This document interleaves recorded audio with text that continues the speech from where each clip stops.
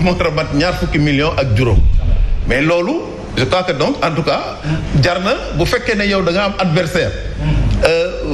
daanaka nga gis ci moom lu mel noonu jar naa tiit donc dama yaakaar ne mbir mi mbiru tiitaange dañuy xëy na gànt lu amul xëy na mbir mi dañuy yaakaar ne bu ñu ko bàyyee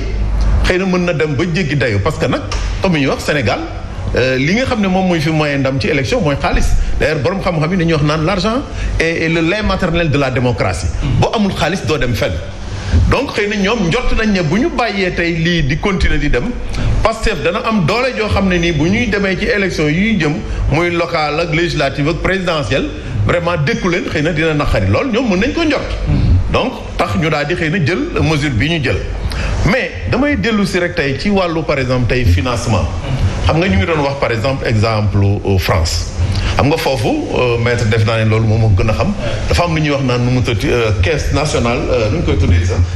conseil national nu mu tëtti commission des comptes des comptes de campagne et des financements publics ñoom bu fekkee ne par exemple da nga nekk foofu yow da nga am mandataire financier boo xam ne da nga koy nommer moom mooy nekk vraiment donc seen interlocuteur bu ko defee dons yi xam nga yaa ngi doon wax mbiru traçabilité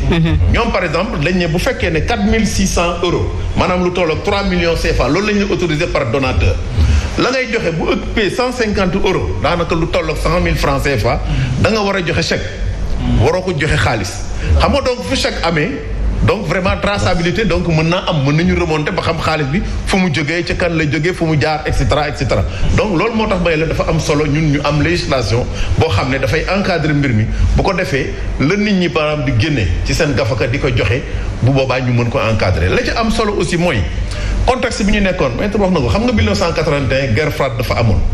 Abdou Diouf bi muy ñëw ci nguur gi 81 fekk na donc daanaka pays bloc de l'Est yi ñuy door a daanu te ñëpp xamoon nañu amoon nañu opposition boo xam ne donte dañu nekkoon di yëngatu ci clandestinité maanaam xamoon nañ leen te ñooñu réew yu leen doon dimbali mooy pays de l'Est yi mooy ñu mel ni Moscou ñu mel ni ñi nga xam ne par exemple ci Chine moo leen doon dimbali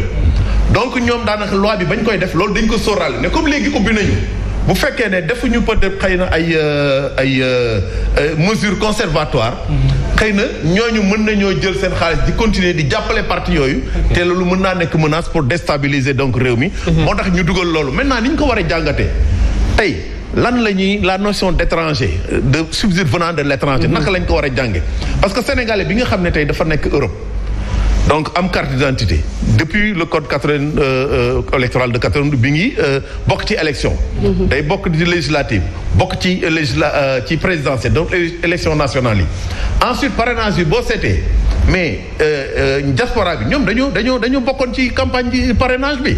donc ñooñu tey c'est des nationaux donc ñooñu tey bu ñu jëlee seen xaalis yëkkati ko donc dimbali ko parti mais mënuñu wax ne loolu maanaam ci ay étranger la jógee donc la notion d'étranger dañ ko war a peut-être xëy na interpréter ci kaw comme ni ñu ko waxee moom ay groupe organisé moo xam ay personnes de droit moral lañ wala ay personnes physiques yoo xam ne duñu sénégalais nekk feneen am intérêt pour que benn parti nekk fii ñu jàppale la nga jot ci nguur mën leen delloo njukkal noonu lañ ko war a jànge waaye sénégalais boo xam ne da nga nekk foofu communiqué mise en garde la ñu gis